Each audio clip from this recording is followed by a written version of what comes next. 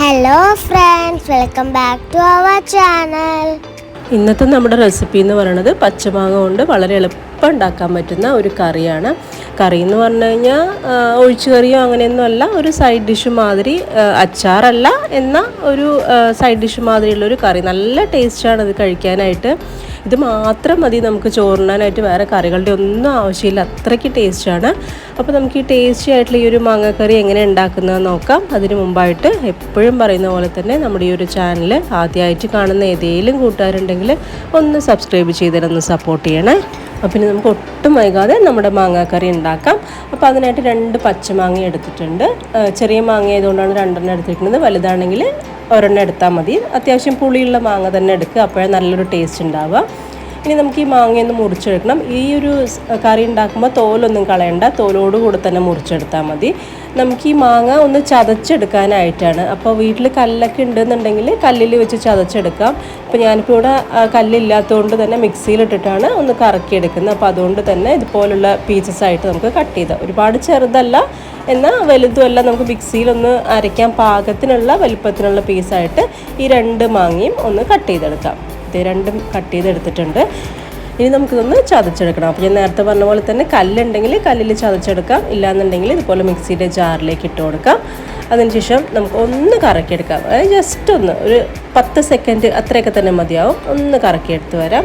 അപ്പോൾ ഇതുപോലെ ഒന്ന് ചതഞ്ഞ് കിട്ടാനേ പാടുള്ളൂ, വല്ലാണ്ട് അരിഞ്ഞു പോകരുത്. അപ്പോൾ നമ്മുടെ മാങ്ങ ഇവിടെ റെഡിയായി കിട്ടിയിട്ടുണ്ട്. ഇനി നമുക്കിതിലേക്കുള്ളൊരു മസാലക്കൂട്ട് തയ്യാറാക്കണം. അതിനായിട്ടൊരു മിക്സിയുടെ ജാറിലേക്ക് 1 ടീസ്പൂൺ അളവിൽ മുഴുവൻ മല്ലിയാണ് ചേർത്ത് കൊടുത്തിരിക്കുന്നത്. ഇനി ഇതിൻ്റെ കൂടെ തന്നെ ഒരു 2 നുള്ള് ഉലുവ കൂടെ ചേർക്കുന്നുണ്ട്. ഉലുവ പൊടി ഉണ്ടെങ്കിൽ അത് ചേർക്കാം, ഇല്ലെങ്കിൽ മുഴുവൻ ഉലുവ ഇതുപോലെ ചേർക്കാം. ഇനി ഒരു 3 അല്ലി വെളുത്തുള്ളി, അതുപോലെ തന്നെ എരിവിനായിട്ട് ഒരു 5 6 വറ്റൽമുളകും കൂടെ ചേർത്ത് കൊടുക്കുന്നുണ്ട്. ഇനി ഒരല്പം കറിവേപ്പിലയും കൂടി ഇട്ട് നമുക്ക് ഈ ഒരു കൂട്ടും കൂടെ നന്നായിട്ടൊന്ന് ചതച്ചെടുക്കണം. അപ്പോൾ വല്ലാണ്ട് പൊടിയായിട്ട് അരയരുത്, ഇതുപോലെ തരിതരിയായിട്ട് വേണം ചതച്ചെടുക്കാനായിട്ട്. അങ്ങനെ മസാലക്കൂട്ടും റെഡി ആയിട്ടുണ്ട്. നമുക്കിനി കറി ഉണ്ടാക്കി തുടങ്ങാം. അപ്പോൾ ഒരു പാനിലേക്ക് 1 ടേബിൾ സ്പൂണോളം വെളിച്ചെണ്ണയാണ് ഒഴിച്ചു കൊടുത്തിരിക്കുന്നത്. ഈ ഒരു കറി വെളിച്ചെണ്ണയിൽ ഉണ്ടാക്കുമ്പോഴാണ് നല്ല ടേസ്റ്റ് ഉണ്ടാവുക. ഇനി എണ്ണ ചൂടായി വരുമ്പം ഇതിലേക്ക് ഒരു 1/2 ടീസ്പൂൺ അളവിൽ കടുക് ചേർത്തിട്ടുണ്ട്. കൂടെ തന്നെ 1 ടീസ്പൂൺ അളവിൽ കടലപ്പരിപ്പാണ് ചേർത്തിരിക്കുന്നത്. അതുപോലെ തന്നെ 1 ടീസ്പൂണോളം ഉഴുന്നുപരിപ്പും കൂടെ ചേർത്ത് കൊടുക്കുന്നുണ്ട്. ഇനി ഈ പരിപ്പുകളുടെയൊക്കെ തന്നെ ഒന്ന് പച്ചമണം ഒന്ന് മാറി നന്നായിട്ടൊന്ന് മൂത്ത് വരണം. ആ ഒരു ലൈറ്റ് ഗോൾഡൻ ബ്രൗൺ ആവുന്ന വരെ നമുക്കൊന്ന് വഴറ്റി കൊടുക്കാം. അപ്പോൾ ഇതൊരു ലൈറ്റ് ബ്രൗണായി തുടങ്ങിയിട്ടുണ്ട്. ഇനി നമുക്കിതിലേക്ക് ഒരു 6 7 ചെറിയുള്ളി ഇതുപോലെ ചെറുതായിട്ട് മുറിച്ചതൊന്ന് ചേർത്ത് കൊടുക്കുന്നുണ്ട്. കൂടെ തന്നെ ഒരല്പം കറിവേപ്പിലയും അതുപോലെ തന്നെ ഒരു 2 വറ്റൽമുളക് നടുവായി മുറിച്ചതും കൂടെ ഇട്ട് കൊടുക്കുന്നുണ്ട്. ഇനി ഇതെല്ലാം കൂടെ നന്നായിട്ടൊന്ന് വഴറ്റിയെടുക്കാം. അപ്പോൾ ഈ ഉള്ളിയുടെയൊക്കെ തന്നെ പച്ചമുളകൊക്കെ ഒന്ന് മാറി നന്നായിട്ടൊന്ന് മൂത്ത് വരണം. അപ്പോഴാ ഒരു കറിക്ക് നല്ലൊരു ടേസ്റ്റ് കിട്ടുള്ളൂ.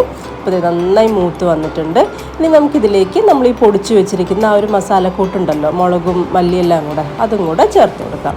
അപ്പോൾ ഈ മുളകും മല്ലിയൊക്കെ തന്നെ പൊടിക്കാൻ ബുദ്ധിമുട്ടുണ്ടെന്നുണ്ടെങ്കിൽ നമുക്ക് പൊടി, നമ്മൾ കടയിൽ നിന്ന് വാങ്ങിക്കുന്ന പൊടി വേണമെങ്കിലും ചേർക്കാം. പക്ഷേ ഇങ്ങനെ ഇടുമ്പോഴാണ് കുറച്ചുകൂടെ ഒരു ഫ്ലേവറും ടേസ്റ്റൊക്കെ തന്നെ ഉണ്ടാവുക.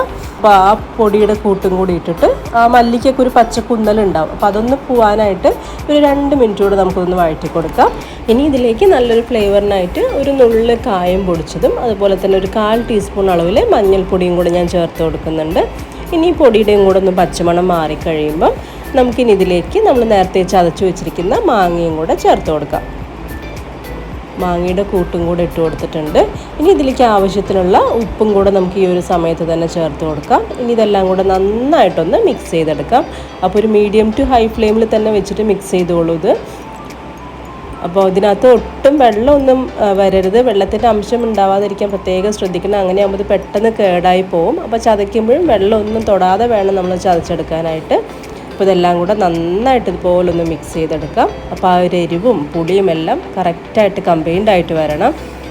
ഇനി നമുക്ക് ഇതിലേക്ക് ഈ ഒരു പുളിയും ഉപ്പും ഒക്കെ ഒന്ന് ബാലൻസ് ആവാനായിട്ട് ഒരു 1/2 ടീസ്പൂൺ അളവിൽ ശർക്കര പൊടിച്ചതും കൂടെ ചേർക്കുന്നുണ്ട്. അപ്പോഴാണ് നല്ലൊരു ടേസ്റ്റ് ഉണ്ടാവുക. ഉപ്പും പുളിയും എരിവും മധുരവും എല്ലാം കൂടെ കലർന്ന് വരുന്ന ഒരു ടേസ്റ്റ് ആയിരിക്കും ഈ ഒരു കറിക്ക് ഉണ്ടാവുക.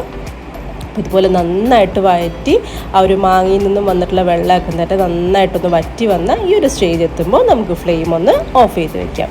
അപ്പോൾ ഇത്രയേ ഉള്ളൂ നമ്മുടെ കറി ഉണ്ടാക്കാനായിട്ട്. വളരെ എളുപ്പമല്ലേ ഉണ്ടാക്കാനായിട്ട്, വളരെ മെനക്കെട് പിടിച്ചിട്ടുള്ള ഒരു കാര്യങ്ങളും ഇല്ല. നമുക്ക് മാക്സിമം പോയാൽ ഒരു 10 മിനിറ്റ് കൊണ്ട് ഉണ്ടാക്കിയെടുക്കാം. 10 മിനിറ്റ് എന്ന് പറയുന്നത് മാങ്ങ ചതച്ചെടുക്കാനും ഉള്ളി മുറിക്കാനൊക്കെ ഉള്ള ആ ഒരു ടൈമാണ് ഈ ഒരു 10 മിനിറ്റ് എന്ന് പറയുന്നത്. അപ്പോൾ ഉണ്ടാക്കാനായിട്ട് കുക്കിംഗ് ടൈം എന്ന് പറഞ്ഞു കഴിഞ്ഞാൽ മാക്സിമം ഒരു 3 മിനിറ്റ് അല്ലെങ്കിൽ ഒരു 4 മിനിറ്റ് അത്രേ വരുന്നുള്ളൂ. അങ്ങനെ വളരെ ടേസ്റ്റി ആയിട്ടുള്ള നമ്മുടെ സ്പെഷ്യൽ മാങ്ങാക്കറി ഇവിടെ റെഡി ആയിട്ടുണ്ട്. നമുക്ക് ചോറിൻ്റെ കൂടെ കഴിക്കാനായിട്ട് ഈ ഒരു കറി മാത്രം മതി. ഒരല്പം തൈരും ഈ ഒരു മാങ്ങാക്കറി ഉണ്ടെങ്കിൽ പിന്നെ വേറെ ഒന്നും വേണ്ട. നമുക്ക് വയറ് നിറച്ച് നല്ല സുഖമായിട്ട് നല്ല ടേസ്റ്റി ആയിട്ട് തന്നെ ചോറുണ്ണാനായിട്ട് സാധിക്കും. ഇനിയിപ്പോൾ ചോറിൻ്റെ കൂടെ നല്ല ചപ്പാത്തിയുടെ കൂടെ ആണെങ്കിലും നമുക്കൊരു സൈഡ് ഡിഷായിട്ട് ഇത് കഴിക്കാം. അത്രയ്ക്ക് നല്ല ടേസ്റ്റാണ് ഈ ഒരു കറിക്കുള്ളത്. അപ്പോൾ പച്ചമാങ്ങയൊക്കെ തന്നെ കിട്ടുന്നുണ്ടെന്നുണ്ടെങ്കിൽ ഇപ്പോൾ എന്തായാലും മാങ്ങ സീസണാണ്, എല്ലാവർക്കും മാങ്ങയൊക്കെ ധാരാളം കിട്ടാനുണ്ടാവും. അപ്പോൾ തീർച്ചയായിട്ടും ഇതുപോലൊന്ന് ട്രൈ ചെയ്ത് നോക്കുക. നമുക്കിത് ഒരുപാട് കാലം സ്റ്റോർ ചെയ്യാനായിട്ട് സാധിക്കില്ല, മാക്സിമം ഒരാഴ്ചയൊക്കെ വെക്കാൻ സാധിക്കുള്ളൂ. അത്രയൊന്നും ഇരിക്കില്ല, അതിൻ്റെ മുമ്പ് തന്നെ ഇത് തീർന്നു പോകും. അത്രയ്ക്ക് ടേസ്റ്റാണ് ഈ ഒരു കറിക്ക്. അപ്പോൾ പച്ചമാങ്ങ കിട്ടുമ്പോൾ എന്തായാലും ഇതുപോലൊന്ന് ട്രൈ ചെയ്ത് നോക്കുക. ഇഷ്ടമായിട്ടുണ്ടെങ്കിൽ ലൈക്ക് ചെയ്യുക. അതുപോലെ തന്നെ നിങ്ങളുടെ അഭിപ്രായങ്ങൾ കമൻറ്റ് ബോക്സിലൂടെ എന്നെ ഒന്ന് അറിയിക്കുകയും കൂടെ വേണേ. അപ്പം ഇനി വീണ്ടും നല്ലൊരു റെസിപ്പി ആയിട്ട് കാണാം. എല്ലാവർക്കും ബൈ.